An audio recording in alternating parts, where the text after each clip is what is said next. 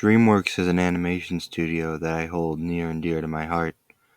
DreamWorks has created some of the best stories and characters in all of animation that can be enjoyed by all ages. DreamWorks isn't without its faults, though. With every Puss in Boots 2, there's a Boss Baby 2. With every How to Train Your Dragon, there's a Trolls 3. DreamWorks has recently become very hit or miss when it comes to the quality of their films, with their hits being some of the best animated movies you can ever watch, and their worst not even being worth the time to watch. And it's a shame that I have to say this, but Kung Fu Panda 4 falls more in line with the latter category. The Kung Fu Panda movies are some of the best movies DreamWorks have in their catalog, with expertly crafted characters, stories, comedy, action, and love that can be enjoyed by any age. But it seems that Kung Fu Panda 4 forgot to include all that made the original trilogy so special to so many people, and instead put out a basic, by-the-book sequel that is more in line with a straight-to-DVD sequel than a full theatrical release. So no more messing around. Let's get into the confusing, generic mess that is Kung Fu Panda 4. Spoiler warning. To start off, the mere existence of this movie is already confusing. The original Kung Fu Panda movies were already a collection of good, concise storytelling that didn't need a sequel, but the money was just too tantalizing for DreamWorks to leave well enough alone. This issue isn't exclusive to Kung Fu Panda. Just take a look at what they did to Megamind. The story follows Po, played by Jack Black, after the events of the third movie, who is told he needs to give up the title of the Dragon Warrior to someone else. Don't know why he needs to, considering he's still very young and healthy, and the reason Oogway gave up the title in the first movie was because he was old and about to die, but plot has to plot, I guess. But Poe's responsibilities are interrupted by the introduction of a new villain, the Chameleon, played by Viola Davis, a villain with the power to shapeshift into Poe's past foes. Poe then teams up with a fox named Zen, played by Awkwafina, in order to defeat the Chameleon. This video is going to be mainly negatives, so let's get the positives out of the way first. The animation is fantastic. This is by far the best looking Kung Fu Panda movie, with an incredible amount of detail and style presented in the characters, environments, and lighting. And characters are expressive and convey an immense amount of personality in their facial expressions and movement. The fight choreography is also fantastic and keeps that fluid and fun energy that the first three movies had. Alright, that's all the positives out of the way. On to the negatives. If you were to ask me to rank the Kung Fu Panda movies, including 4, then my ranking, and probably most people's rankings, would look something like this. Before I fully get into the negatives, I need to stress that this isn't a bad movie. It's a bad Kung Fu Panda movie.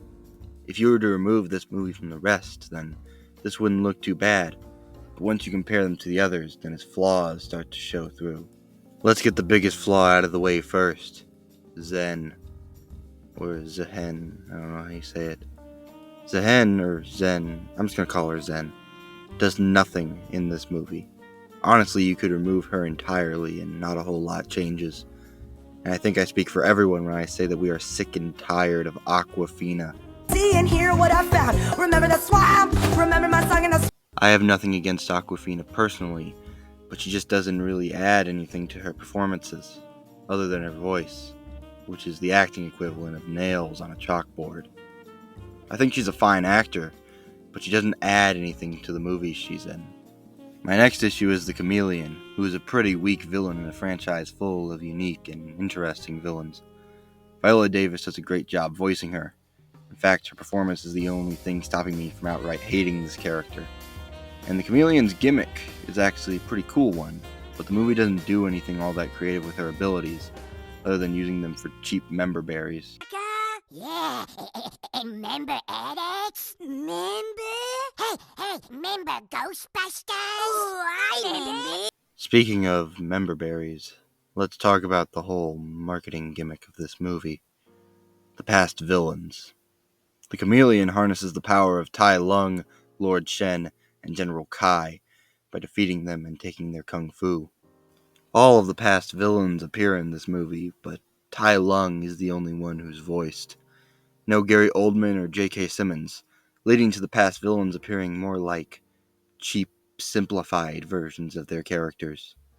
There's also a side plot in the movie that follows Poe's dads that feels like senseless padding, and overall doesn't add anything to the movie. The movie is constantly throwing side characters at you, but all of them are insanely forgettable. Another issue people had before the movie even came out was the lack of Furious 5 in the trailer, and that's because they're not in the movie. The film just sort of brushes it off, saying that they're off doing something somewhere else. Seems like a big oversight to me. Like, seriously? A Kung Fu Panda movie without the Furious 5? What's next? A Star Wars show without any war? Oh. Oh no. In summary, Kung Fu Panda 4 is an unnecessary, messy, and confusing add-on to a film franchise that really didn't need it. It's a completely fine movie by itself, but when compared to the far superior movies that came before it, it falls a little short. And to the parents who are considering taking their kids to see this, yes, this would be good for your kids. But at that point, save your money at the movie theater and just watch the first 3 at home. That's all I got for now.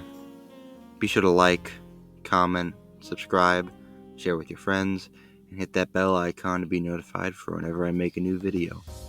The next movie review should be Ghostbusters Frozen Empire, but I also talk about TV shows and video games on this channel. So if you're interested in that, or interested in supporting the channel more, then go check out those videos. Okay, that's it. Bye.